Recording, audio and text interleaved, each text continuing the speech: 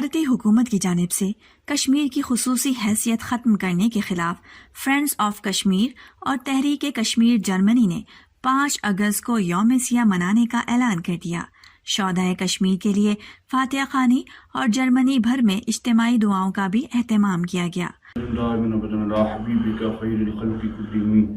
مولا کریم مظلوم کشمیری مسلمانوں کی مدد فرما دیجیے، جتنے مسلمان شہید ہو گئے ان کی بخشش فرما، ان کے پیچھے رہ جانے والوں کو مولا کریم صبر و عطا فرما۔ الہ عالم اسلام کی خیر فرما، مسلمانوں کی خیر فرما، جہاں کہیں بھی مسلمان کفار کے ظلم کا شکار ہے میرے اللہ مسلمانوں کو کفار کے ظلم سے نجات عطا فرما۔ یا رب العالمین مالک مولا خاص طور پہ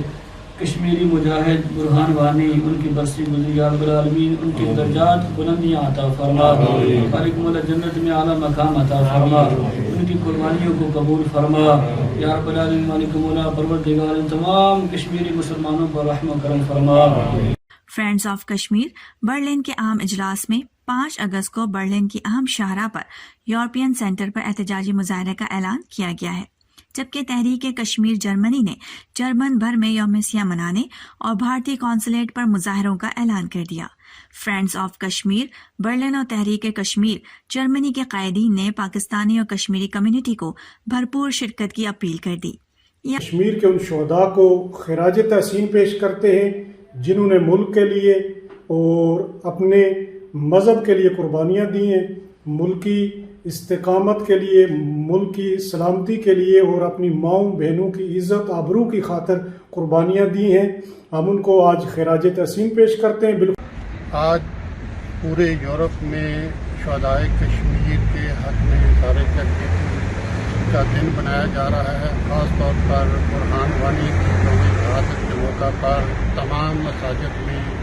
دعاؤں کا اہتمام کیا گیا ہے اور نمبرت پاک اسلامی مرکز میں جمعہ کی نماز کے بعد خاص طور پر کشمیریوں کے ساتھ کے حق میں دعائیں کی گئیں۔ آج ہم ہمبرگ میں پاک اسلامی مرکز کی طرف سے جو کشمیریوں کی شہادت جو کشمیر میں ہو رہی ہیں ان کے لیے احتجاج ریکارڈ کروا رہے ہیں، ان کے لیے دعا مانگی گئی ہے اور ہم امید کرتے ہیں کہ ہم کشمیری بھائیوں کی ہر طرح کی امداد کرنے کے لیے ہر ٹائم پیش رہیں گے۔ صاحب کی جو ہے برسی منائی جا رہی ہے پورے یورپ میں، اسپیشلی ہمبرگ میں، تو آج جو ہے مسجد کے جو ہے ارکان ہے اور کافی جو ہے لوگ جہاں اکٹھے ہوئے ہیں انہوں کے جو بہت جو ہے احتجاج کیا جا رہا ہے اس بات کا۔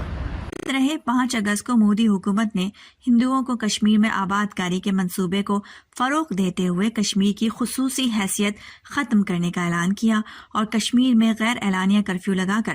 سوشل نیٹ ورک سمیت تمام ذرائع ابلاغ پر پابندی لگا دی تھی، جو کہ تاحال جاری ہیں۔